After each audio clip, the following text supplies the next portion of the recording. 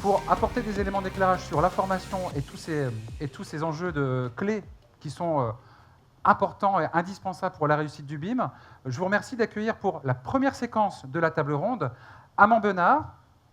Est-ce qu'il nous a rejoint, Amand Benard? Il n'est pas encore arrivé. Donc, il est là, Monsieur Benard. Ah oui, on ne vous a pas signalé à l'entrée.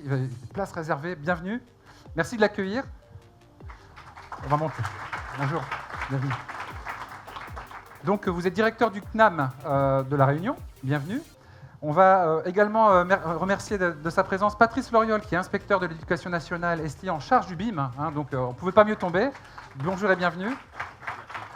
Bonjour. Alcé Moronvaille, qui est secrétaire général adjoint de la Chambre de métiers de l'artisanat de La Réunion, qui est aussi directeur, on en parlera, du CIRBAT, qui a fait partie des visites de la semaine. Bonjour et bienvenue. Merci de l'accueillir. Et enfin, Dominique Thévenin. Dominique Thévenin, bienvenue. Vous êtes un référent récent de l'OPCO, l'organisme de collecte pour la formation, on en parlera, qui s'appelle Atlas. Et bienvenue également. Donc, vous êtes le référent pour La Réunion. Voilà. Merci. Alors, vous pouvez prendre place. Je vais vérifier que tous les micros sont bien ouverts. Ici, c'est bon. Le voyant vert est allumé. Le voyant vert est allumé pour tout le monde. Voilà. Écoutez, on va voir tout de suite comme ça. Non, celui-là n'est pas allumé, mais c'est bon. Ceux-là ne sont pas... On fait avec 3, Frédéric. Ouais. Voilà. Donc, je l'évoquais un petit peu en mot introductif aujourd'hui. La formation, c'est un enjeu clé. C'est quelque part la clé de voûte de la réussite du BIM, si j'ose dire. Quel est le niveau de maturité? Quels sont les besoins des acteurs? C'est une des questions qu'on va se poser ensemble. Où en est-on en termes d'état des lieux et de perspectives en matière de formation initiale, aussi en matière de formation continue? Et comment les deux dialoguent plus ou moins bien? C'est une des questions aussi qui est ressortie de la préparation de cette table ronde. Quel rôle jouent également, on le verra en seconde partie, les éditeurs qui proposent des solutions aux professionnels qui doivent mettre le pied à l'étrier du BIM et l'intégrer dans leur activité. Quels sont aussi, comment les acteurs de la formation initiale et continue intègrent cette vague, j'ai envie de dire, émergente du BIM dans la filière de la construction, dans leur programme de formation continue initiale. Est-ce qu'il y a des freins aujourd'hui? Comment on peut progresser demain? On aura cette volonté de partager aussi avec vous des pistes de progrès, des mises en perspective. Pour commencer, je vais m'adresser à M. Amand Benard. Vous êtes directeur du CNAM de La Réunion. Merci d'être là. Je vais descendre un petit peu après pendant les échanges parce que ça sera plus simple pour le cadreur et c'est intéressant que les gens se concentrent surtout sur vous. Donc, M. Benard, donc, en tant que directeur du CNAM de La Réunion, vous avez un rôle important à jouer dans la formation des professionnels. Pour faire un premier état des lieux aujourd'hui, quelles sont les formations que vous proposez pour justement sur le sujet du BIM? Alors, sur le plan pratique, le Conservatoire national des arts et métiers est un organisme de formation de la formation professionnelle continue. On ne fait pas de formation initiale. Oui. On est dans l'enseignement supérieur, donc on est rattaché au ministère de l'enseignement supérieur et on déploie des formations qui vont du Bac+1 jusqu'au doctorat. Donc pour le BIM, on a 2 modules essentiels qui sont destinés à des professionnels ayant déjà une expérience dans une entreprise. Donc les 2 modules du BIM que l'on a se déploient à partir des licences et des diplômes d'ingénieur. Donc on ne le fait pas du tout dans nos Bac+2 du BTP. Donc c'est à partir de la 3e année de licence et dans des écoles d'ingénieurs. Les 2 modules sont des modules de management de projets BIM qui permettent à des gens qui sont déjà opérationnels sur des outils BIM, des outils ou des méthodes de travail BIM, d'améliorer ces méthodes de travail, de perfectionner leur utilisation de l'outil et leur apporte aussi un volet juridique sur la partie BIM que l'on ne retrouve pas obligatoirement dans d'autres types de formations. Et on a un 2e module BIM, de la même façon intégré dans nos 3e années de licence et nos diplômes d'ingénieur, qui consiste à voir comment on déploie le BIM dans des SIG ou au niveau des infrastructures. Très bien. Vous formez à peu près combien de personnes par an? Des futurs professionnels, acteurs du BIM sur le territoire? Alors, acteurs du BIM, c'est difficile à dire. On a dans notre filière BTP, le CNAM, c'est un établissement public déployé sur l'ensemble des régions françaises, y compris les DOM et les TOM. et des pays à l'étranger. Donc on a un centre régional du CNAM à La Réunion qui forme chaque année à peu près 400 apprenants résidant à La Réunion, plus 400 hors département, essentiellement des gens de Madagascar. Sur ces 400, on a à peu près une trentaine de personnes inscrites dans la filière BTP, résidant à La Réunion, et une vingtaine résidant à Madagascar. Donc c'est à peu près une cinquantaine de personnes sur nos licences et diplômes d'ingénieurs susceptibles de suivre ou pas ces modules BIM. D'accord. On reviendra dans un second temps sur ce que vous percevez un petit peu de l'état du marché, en tout cas en termes de compétences, de besoins, par rapport à l'évolution de ces métiers dans les futurs, chez les futurs recruteurs, des personnes que vous formez. Alcé Mourouvaille, vous représentez, vous êtes secrétaire général adjoint de la Chambre de métiers de l'artisanat de La Réunion. Vous êtes aussi directeur du CIRBAT. Vous pourrez nous en dire un petit mot en vous présentant de quoi s'agit-il. Donc vous représentez les artisans, les petites entreprises principalement aujourd'hui. Où en est-on aujourd'hui du BIM pour ces petites structures plutôt petites que par rapport à des grands opérateurs? Est-ce que vous sentez aussi un besoin qui monte et comment vous y répondez déjà aujourd'hui? Pour répondre directement bien près du menton, s'il vous plaît. À votre question, nous sommes à la première étape en fait, de la démarche. On est sur la démystification. Rapprochez bien le micro du menton, collez-le sur le menton. Ça, voilà, et donc on a commencé déjà en fait, l'année dernière à organiser des matinées en fait, pour sensibiliser les acteurs du terrain sur le BIM. Et ça commence d'abord pour nous par la formation des formateurs, parce qu'il faut d'abord que nos équipes soient opérationnelles pour pouvoir accompagner le plan de formation. Et deux publics cibles, contrairement au CNAM, nous avons à la fois la formation initiale, puisque nous avons en gestion un établissement de formation qui s'appelle l'Université régionale des métiers de l'artisanat, qui regroupe dans ses différents pôles un total de 700 jeunes qui sont dans tous les métiers du bâtiment, donc un potentiel énorme. 700 jeunes, 700 jeunes apprentis. Oui, c'est en moyenne. Là, nous avons connu une petite baisse, mais là, en vitesse de croisière, on est plus proche de 800. D'accord. Et donc, ça représente un potentiel relativement important, étant entendu que tous ces étudiants ne sont pas concernés dans les référentiels par la formation BIM. Si on retient les formations niveau brevet professionnel, bac pro et BTS, c'est à peu près le tiers que nous devons accompagner dans les compétences BIM. Alors, ça, c'est pour le premier volet. Ouais. Alors, on le disait en introduction avec Jean-Fabrice Vandomel et Frédéric Lafage, une visite a été organisée hier ou avant-hier du CIRBAT. Oui. Présentez-nous le CIRBAT, de quoi s'agit-il? Alors, on a eu le plaisir de recevoir le président de Sinov, donc c'était très intéressant de pouvoir lui montrer le pôle d'innovation CIRBAT, qui est un pôle d'innovation national, le seul pôle d'innovation national qui est installé dans un territoire ultramarin. On en est très fiers, pas seulement nous, mais l'ensemble des acteurs de la filière, et où on développe des expertises. Nous avons plusieurs laboratoires, un laboratoire unique sur l'ensemble des territoires en dehors de Bordeaux autour de la lutte antithermite, qui est un vrai domaine d'expertise de La Réunion. Réservé aux apprentis non, du tout. Cet outil est ouvert à l'ensemble des acteurs de la filière. Et peut-être pour répondre indirectement à votre question, notre démarche consiste à intégrer l'ensemble des publics. C'est-à-dire que nous avons implanté notre pôle d'innovation à l'intérieur du centre de formation pour créer l'interaction entre les jeunes et les chefs d'entreprise. Nous recevons également les architectes, les bureaux d'études. On a des partenaires qui sont utilisateurs de ces services et nous avons aussi vocation, au-delà de servir le territoire, de développer notre expertise à l'extérieur. Je parlais de l'ORLAT. Actuellement, nous menons une mission à l'île Maurice pour accompagner en compétences des personnels du Jardin des Pamplemousses à l'île Maurice. Et donc le BIM au sein du CIRBAT, c'est un vrai sujet? Oui, c'est un vrai sujet parce que c'est un sujet innovant. Nous sommes sur l'innovation. Donc pour des artisans, des TPE qui sont généralement dans un niveau de qualification qui reste limité, l'accès à ces compétences est un véritable enjeu. Donc je reviens là au deuxième volet de notre action, c'est la formation continue des chefs d'entreprise. Le bâtiment est un secteur très vivace sur le territoire réunionnais. Nous avons au total 7400 entreprises du bâtiment, donc 95% d'entre elles ont moins de 10 salariés. Ça vous donne une photographie en fait, de ce que c'est que la filière bâtiment ici. Et qui dit petite entreprise, ça veut dire aussi une approche en termes de formation, en termes d'accompagnement qui soit adaptée adaptées à leur niveau et à leurs besoins. On y reviendra tout à l'heure en seconde partie. Merci. Patrice Loriol, donc vous êtes inspecteur de l'éducation nationale en charge du BIM, d'accord, donc c'est un sujet que vous connaissez plutôt bien. Entre autres.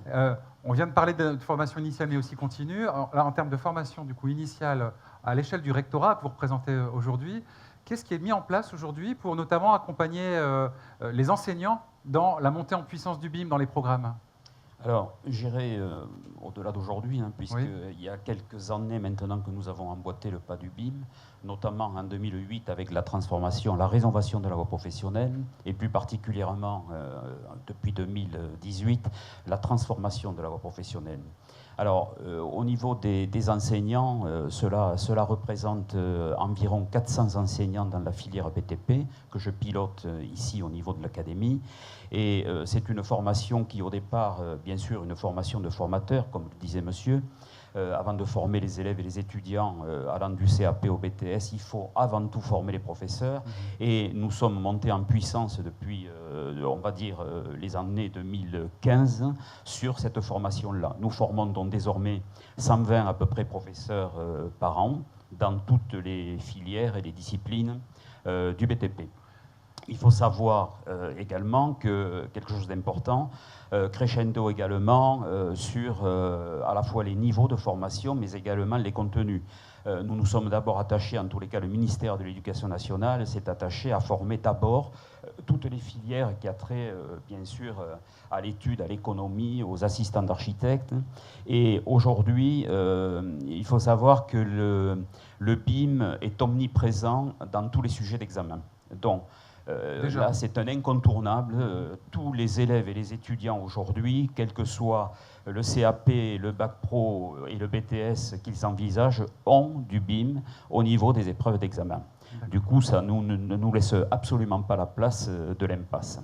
D'accord, donc pas d'improvisation sur le sujet. Pas d'improvisation. D'accord. En revanche, une nécessité de s'adapter régulièrement parce que le BIM, ce n'est pas un sujet figé, c'est quelque chose qui bouge et qui s'intègre dans les cœurs de métier, etc. Est-ce que ça vous amène, pour vous et vos enseignants, à des mises à jour, j'ai envie de dire, très régulières? Est-ce que c'est facile à faire? Alors, les mises à jour régulières, oui, on peut le dire. Ici est présent, chargé de formation, notamment M. Eric Salès, que je sollicite très régulièrement tous les ans. Et c'est lui-même qui forme, on va dire, à peu près 120 professeurs tous les ans. Et bien sûr, c'est formé selon différents niveaux. Nous en avons 3 notamment. Et bien entendu, le niveau 3 atteint le niveau d'exigence de formation qui s'impose pour justement que les étudiants puissent passer leur examen de façon tout à fait satisfaisante. Très bien, merci beaucoup. Je reviendrai vers vous dans un second temps. Dominique Thévenin, donc, vous êtes référent de l'OPCO Atlas. Alors, est-ce qu'en quelques mots, vous pouvez nous rappeler déjà qu'est-ce qu'un OPCO? Très vite, ça va vous parler parce que sans OPCO, on va vite voir que ça limiterait beaucoup la capacité de formation des professionnels. Vous jouez un rôle central à la fois dans le choix des sujets, des certifications et de la manière dont les financements de la formation sont distribués. Mais je vous laisse en parler plus précisément. Donc, bonjour à toutes et à tous. En quelques mots, présenter un OPCO, c'est un opérateur de compétences qui est né de la réforme de septembre 2018, qui a transformé les OPCA, opérateurs collecteurs agréés par l'État, en OPCO. Acto est né du mariage de FAFTT, FAFI, Intergro et Opcalia, mais aussi de 26 branches professionnelles. Et Atlas aussi donc est un OPCO, un opérateur de compétences qui est né de la fusion aussi de d'autres OPCA et branches professionnelles. Ça sert à quoi un OPCO? Un OPCO sert déjà en priorité à financer la formation des salariés d'entreprise. Donc l'entreprise cotise tous les ans un OPCO, un pourcentage de sa masse salariale, et via des dispositifs de formation, l'OPCO va accompagner le développement de compétences des salariés en finançant la formation, tout ou partie. Et on va trouver les leviers de financement pour notre adhérent. Si le levier de financement existant dans l'OPCO n'existe pas, nous allons en chercher d'autres, via le FSE, la région et l'État. Donc voilà vraiment en quelques mots le rôle de l'OPCO. D'accord. Et en termes de choix de contenu, quelque part, vous avez aussi choix de intervenu contenu, également, du coup. Avec les branches, oui, en partenariat. Sur le BIM, par exemple, est-ce qu'on peut en parler un petit peu? Alors, le BIM, oui, pour moi, c'est nouveau le BIM, oui, d'accord, via oui, Atlas. Mais dans le cadre des nouvelles technologies, depuis 3 ans, là, je vais parler au nom d'Opcadia, oui. On a accompagné donc la mise en place des nouvelles technologies dans le cadre transformation digitale. Tout à fait, c'est exactement ça. Avec les organismes de formation, les entreprises interpro, où on a accompagné le financement de la mise en place de cette digitalisation. Ici, sur le territoire. Tout à fait. Donc, tous les OF, enfin, une partie des OF ont pu bénéficier de cet accompagnement. Organisme de formation, excusez-moi. Mais aussi les adhérents. Donc, c'est vraiment un accompagnement où on a pu partir à hauteur de 80% du coût de la formation. En fonction des formations, ça partait entre 15, 20, 30 000 euros.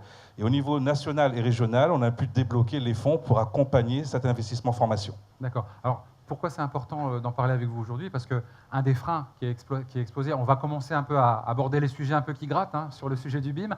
Un des freins qui est exprimé en premier par les professionnels, parce que beaucoup de petites structures finalement qui sont adhérentes, enfin, qui bénéficient des services de l'OPCO Atlas notamment, un des premiers freins à exposer, c'est « Ok, moi je veux bien me former, mais je n'ai pas beaucoup le temps, ça va me coûter très cher, etc.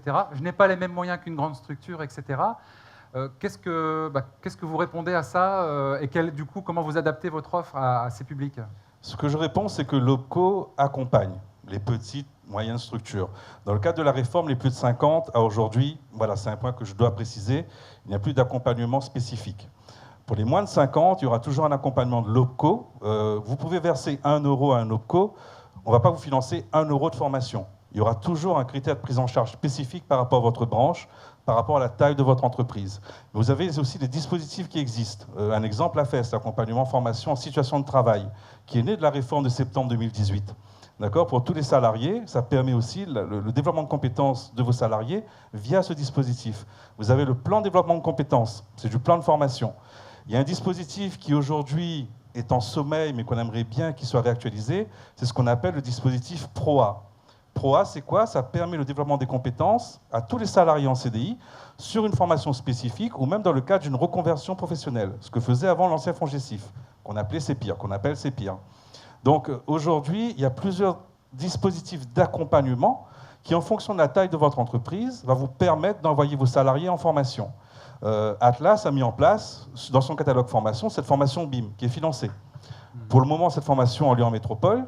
Un administrateur d'Atlas est là, peut-être qu'on pourra en discuter aussi après, pour voir pourquoi ne pas mettre au niveau régional cette formation BIM, pour vous, pour vos salariés. Oui. Donc aujourd'hui, Atlas et Atto, le mariage est tout nouveau, ça date de quelques mois. C'est en région. Donc, en région. Donc on va commencer à travailler en collaboration, à appliquer les critères d'Atlas.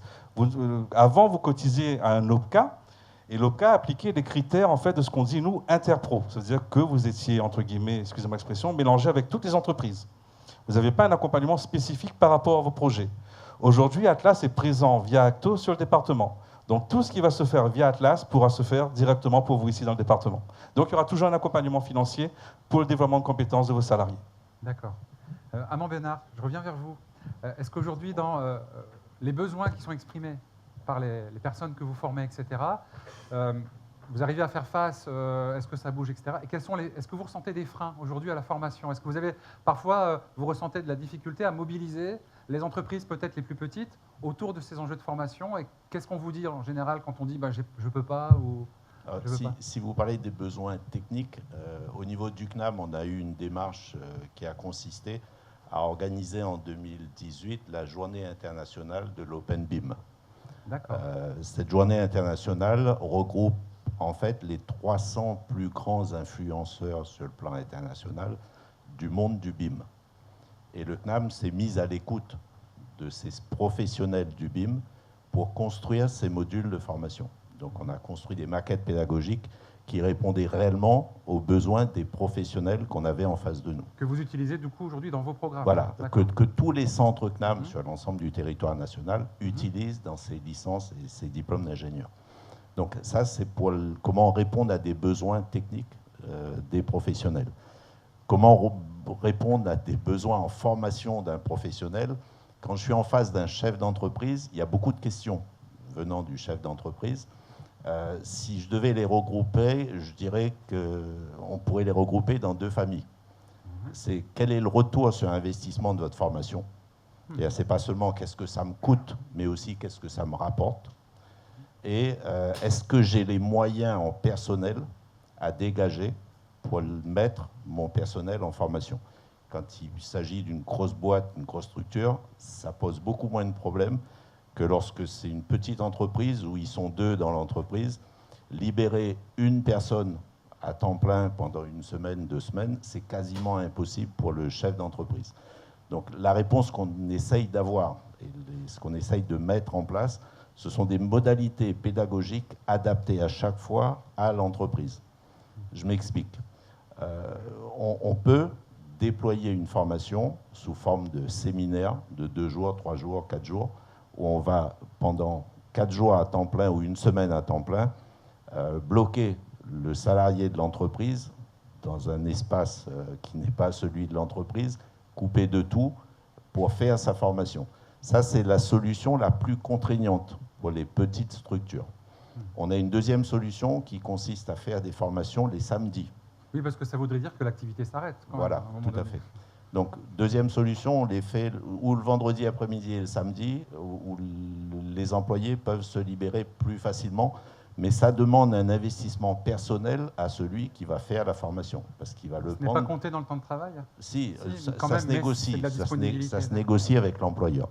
Mais c'est basé vraiment sur le volontariat du salarié qui va y consacrer une partie de ses week-ends. On a une troisième solution qui consiste à faire des cours le soir, avec 2 modalités, une présence obligatoire sur des modules d'1h20, 2 heures, 3 ou 4 fois par semaine, et la formation s'étale sur 5 mois, 5 ou 6 mois, sur un semestre.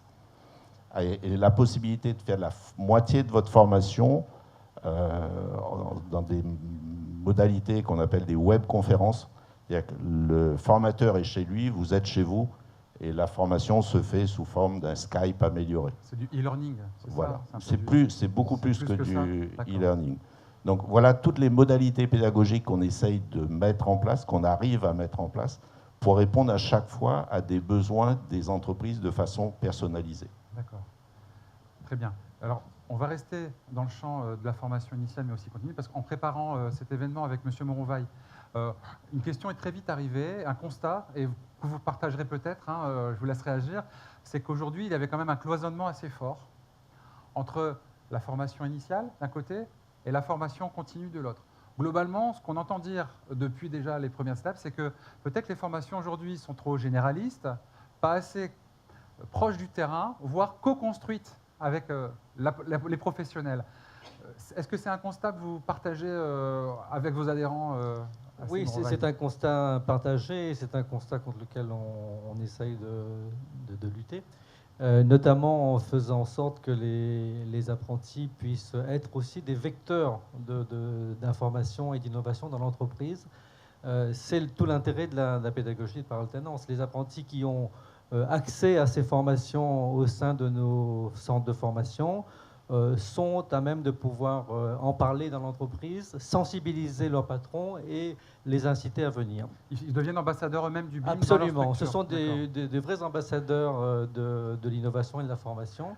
Et c'est la richesse de cette alternance que nous essayons d'optimiser. Parce que là, j'ouvre un autre champ de questions, mais je vous laisse continuer après. Oui. C'est que, on le disait en introduction tout à l'heure, le BIM, ce n'est pas que de la technique, ce n'est pas que de la maquette numérique, ce n'est pas que de l'informatique ou du digital, c'est une nouvelle méthode de travail.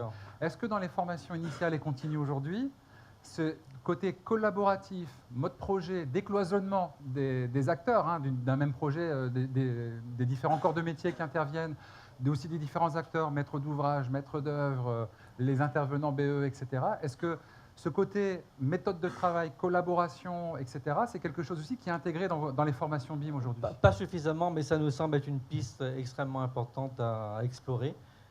Les artisans se retrouvent souvent en situation un peu de solitude sur ce type de sujet. Et donc le fait d'intégrer l'ensemble des acteurs du terrain, du chantier, les amener à aborder la question de manière plus transversale nous paraît être une piste extrêmement importante à creuser. D'accord. Patrice Fleuriol, une réaction par rapport à ce qu'on vient de se dire sur l'enjeu peut-être demain de réfléchir à plus grandes interactions entre la formation initiale, la formation continue, que ce soit pour vos enseignants, mais aussi peut-être pour le programme hein, qu'ils proposent à leurs étudiants. Donc, comment vous réagissez à ça? Oui, alors, nous, c'est très clair. Hein, je ne vois d'ailleurs pas pourquoi nous parlons de cloisonnement. La formation initiale, la formation continue ou la formation par apprentissage, nous savons aujourd'hui qu'il s'agit de formations totalement complémentaires.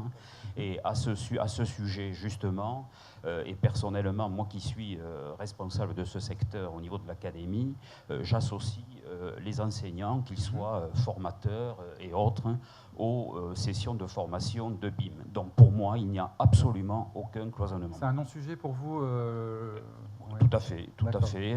La délégation académique à la formation continue œuvre aussi dans ce sens et nous œuvrons main dans la main pour faire en sorte que tout un chacun ait une formation qui puisse être une formation à la hauteur du challenge. On en est où en France? Est-ce que vous savez, en France, est-ce qu'on est en avance, en retard en termes de formation par rapport aux futurs professionnels conformes, par rapport à des pays anglo-saxons, asiatiques, etc. Est-ce qu'on crée suffisamment de talents adaptés aux besoins aujourd'hui ou est-ce qu'il y a encore des écarts? Alors, je vous l'ai dit au départ, hein, nous avons emboîté, en tous les cas, l'éducation nationale, le pas, il y a bien quelques années déjà. Donc, en prenant ce sujet comme un sujet crucial, hein, dans lequel il faut vraiment tous que nous puissions parler le même langage. Donc, avancer, vous dire oui, puisque depuis 2015, toutes ces formations sont, je vous l'ai dit tout à l'heure, en place dans l'Académie de La Réunion. Alors après, pour rebondir un petit peu sur ce que disait monsieur, bon, il y a des aspects techniques. Nous, alors c'est peut-être une chance, mais nous avons sur tous les aspects techniques, bien sûr, dans le cadre de la DGE, de la dotation globale d'équipement, la région qui a fortement équipé tous les établissements en matière, bien sûr, de matériel informatique pour pouvoir pratiquer le BIM. Hein. On en parlera juste après, du coup. Voilà. Et s'agissant de la formation en elle-même, eh bien nous, vous savez, nous sommes des fonctionnaires, et les fonctionnaires doivent fonctionner à ce titre. Hein. Nous avons des formations obligatoires au travers du plan d'action formation, du plan académique de formation, et les enseignants, eh bien, en gros, on ne leur donne pas le choix. C'est-à-dire qu'on les forme depuis 2015 de façon vraiment continue et permanente. Et opérationnelle, entre guillemets, hein, c'est ce qu'on évoquait, vraiment collé aux attentes et aux évolutions du terrain. Quoi. Absolument. D'accord, très bien. Dominique Thévenin, les formations que vous proposez aujourd'hui, alors j'ai bien compris que le BIM pour vous, c'était un sujet nouveau, hein, etc. Par rapport un petit peu au sujet que vous avez déjà pu un peu aborder, creuser un petit peu, quels sont les projets à venir d'Atlas sur le BIM, que ce soit à l'échelle nationale et concrètement, vous, qu'est-ce que vous attendez aujourd'hui des acteurs de la filière qui sont quelque part vos partenaires hein, pour co-construire l'offre et les besoins de formation de demain? Quelle va être la dynamique d'Atlas avec les acteurs présents aujourd'hui? Avec les acteurs présents aujourd'hui, ce qu'on attend, nous, en tant qu'OPCO, c'est la remontée de vos besoins. Vous avez besoin de quoi en termes de formation, d'accompagnement, de projets sur le département? Pourquoi un OPCO aussi sert à ça? Ça ne sert pas uniquement à collecter vos fonds en début d'année et après souvent en fin d'année, on retravaille sur l'année N+1, toujours avec des fonds. On a besoin de la remontée terrain, de ce que vous avez besoin, en termes d'alternants, contrat de pro, contrat d'apprentissage, en termes de formation continue, développement de vos salariés. Donc faites-nous remonter tout ça. On va travailler avec Atlas pour voir ce qu'on peut mettre en place sur le département. Parce que envoyer un salarié formation métropole, ça a quand même un coût, billets d'avion, hébergement et autres. Nous, ce qu'on veut faire, c'est pouvoir déployer tout ça sur le département, en collaboration avec les partenaires, bien sûr, ce qui est important, parce qu'on ne travaille pas tout seul. Et travailler en collaboration va vous permettre, en fait, de développer une vraie offre de formation de votre secteur ici. Donc n'hésitez pas à nous remonter tous vos besoins. Il n'y a pas de besoin incongru ou X. Voilà. Adressez-vous aussi en premier aux personnes qui sont à vos côtés, du coup. Bien sûr. Profitez-en. C'est surtout avec la Chambre des métiers, on travaille, le rectorat et tout. Donc le CNAM aussi, on finance des contrats de pro. Donc oui, travailler autour d'une table avec les professionnels du métier et mettre en place un vrai plan de formation, un vrai besoin de formation ici sur le département. Et en tant qu'OPCO, via Atlas, on va pouvoir accompagner les entreprises et développer cette offre ici.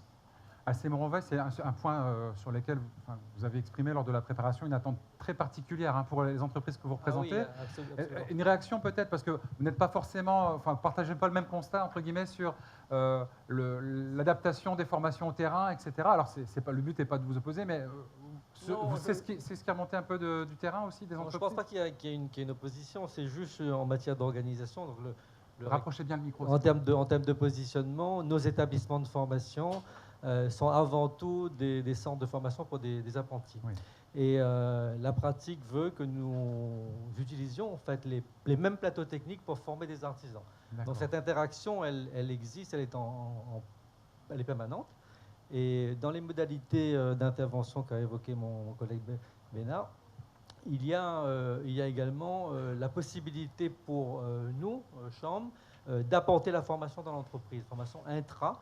C'est-à-dire qu'il peut y avoir des sessions qui sont organisées à l'intérieur des entreprises parce que nous connaissons que notre public est très peu disponible pour quitter la petite structure. Et donc, cette modalité d'intervention intra est une spécificité de notre approche. Mais c'est complémentaire.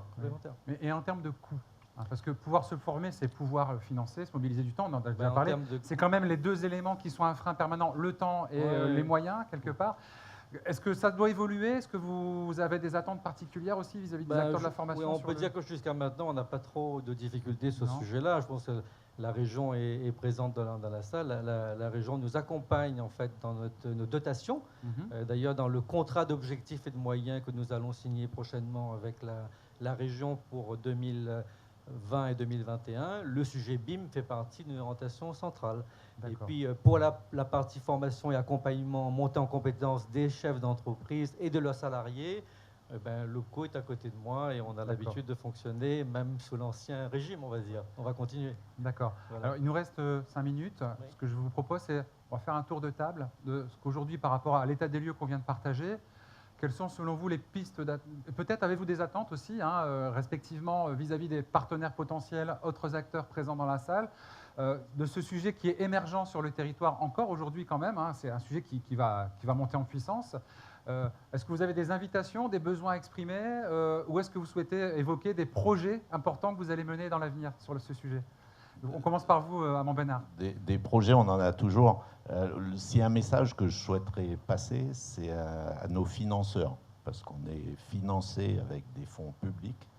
La région nous finance à la fois pour notre fonctionnement et pour nos équipements. Les OPCO, bien sûr, nous financent. On a besoin, pour pouvoir déployer de nouvelles formations, mettre en place de nouveaux outils pour accompagner l'évolution du BIM. Il faut savoir qu'on mesure les BIM avec des niveaux. Il y a un BIM niveau 0, niveau 1, niveau 2, niveau 3. Pour répondre à la question de tout à l'heure, les anglo-saxons sont largement devant nous en termes de BIM. Et ce sont presque eux qui font les règles du jeu et qui nous les imposent après. Donc on a besoin de moyens financiers pour répondre en fait aux besoins des entreprises. Donc là, c'est plus un message personnel que je passe à la région en disant aidez-nous à mettre en place et à développer ces formations pour répondre à... C'est pas pour nous, c'est pour répondre aux besoins des entreprises de la Réunion. Est-ce qu'à l'inverse, il y a peut-être aussi, enfin pas à l'inverse, mais en complémentarité, est-ce qu'il y a un risque aussi que les meilleurs soient aspirés par ces pays? Les meilleurs talents qui sortent des formations? C'est le problème de la recherche en France, d'une manière générale. Les meilleurs partent aux États-Unis. C'est aux États-Unis, voilà. Canada aussi, peut-être? Pour des raisons de salaire. Oui, d'accord. Un enseignant-chercheur en France touche 4 000 ou 5 000 euros en fin de carrière. Il peut toucher 1 million d'euros par mois aux États-Unis. Donc le calcul est très vite fait. Bon, il y a un curseur à mettre entre les deux, là, on va dire. Ok. Alors, merci. Patrice Fleuriol, suite à ce constat, etc., est-ce que vous avez des attentes particulières à formuler aujourd'hui, des annonces à faire ou des demandes à formuler? Alors, s'il vous plaît, s'il vous plaît.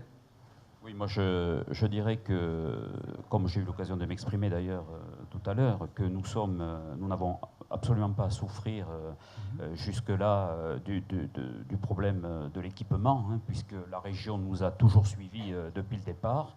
Récemment, j'ai été interrogé, c'est la semaine dernière, sur un point vraiment complet, parce que vous l'avez dit, le BIM évolue, il évolue selon les niveaux, il évolue selon les compétences des uns et des autres, et bien sûr la montée en compétences de ces formations nécessite d'avoir un matériel de pointe, notamment des doubles écrans, etc. Oui. On ne fait pas tourner le BIM. On parlera un peu du coup dans la seconde partie plus précisément. Voilà, tout à fait. Donc très rapidement, je vais dire que j'ai déjà interrogé l'ensemble des lycées de l'académie à la demande de la région pour une dotation complémentaire qui va tout à fait dans le sens de la progression du BIM. Voilà. D'accord, très bien. Très bien, merci beaucoup.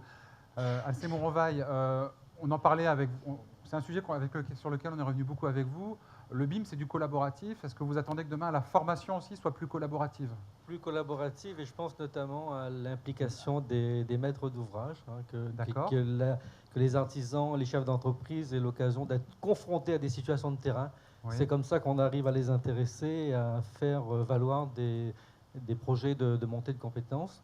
Donc, que dans les opérations BIM qui sont portées par des maîtres d'ouvrage, je vois la Seychelles-la-Mer, je vois d'autres opérateurs dans la salle, qu'on puisse avoir l'occasion d'être confronté, puisque c'est un peu un des points qui est évoqué dans la diapo, qu'on puisse avoir cette occasion de confrontation des artisans à la réalité. Donc, ils ont besoin de praticité si on veut arriver à les intéresser. Et dans les deux sens en plus. Hein, absolument. C'est aussi l'opportunité de faire remonter des cas d'usage. Absolument. Ils peuvent être aussi porteurs de solutions, de bonnes pratiques. Ils ont le métier, quoi. Ils ont le métier quand même, un artisan, c'est souvent un concentré de bon sens et qu'il faut pouvoir être utilisé par les autres opérateurs, notamment la maîtrise d'œuvre, les architectes, les bureaux d'études, pour arriver à des solutions adaptées. D'accord. Et donc, ce qu'on dit pour les artisans, ça vaut pour tout le monde, finalement. Ça vaut pour quand tout on le est monde. professionnel Ça vaut métier, pour tout le monde. Ne plus que jamais travailler ensemble. Le bon sens qui doit aussi remonter et infuser la formation. Absolument. Absolument. Merci. Dominique Thévenin, alors on a déjà un petit peu dit, pour vous, il y a beaucoup de choses qui s'ouvrent là, finalement, sur ce sujet-là. Vous pensez commencer par quoi? On a compris, rencontrer les acteurs et inciter à faire remonter les besoins. La première chose que je vais trouver à dire, c'est que ça tombe très bien que le Rex BIM Tour se fasse cette année. Pourquoi? Parce que Atlas est présent à La Réunion. Votre branche professionnelle est présente et représentée. Donc vous n'êtes plus dans le giron des interpros via les anciens OPCA. Tous les partenaires sont là. Il y a des besoins, il y a des formations disponibles, il y a le financement. Et aujourd'hui, on pourra se baser, il y a Sinov aussi qui est là, merci pour l'invitation, et on va pouvoir se baser sur la branche professionnelle représentée dans Atlas et ses financements. Donc aujourd'hui, tous les besoins en formation que vous avez, il y aura normalement, avec les partenaires qui sont ici, un accompagnement financier via l'OPCO et la mise en place des formations ici. Donc oui, ça tombe très bien que ça se passe en 2020, et donc tous les partenaires ici, on devrait se mettre autour d'une table, voir ce qu'on peut mettre en place pour votre branche professionnelle. Très bien, merci beaucoup pour cette première... Oui, allez-y. Juste un petit mot, je vois qu'il y a les étudiants, c'est les vôtres, ce sont les vôtres. Ce sont nos étudiants, voilà. Ils sont venus de... Il y a donc la gente féminine qui est représentée, j'ai découvert ça à Gap à l'heure du BIM. C'est un petit livret, d'accord, sur en fait le choix professionnel d'une fille. Et pour tout ça, pour dire que le BIM ou votre métier n'est pas seulement réservé aux hommes, c'est ouvert aussi aux femmes.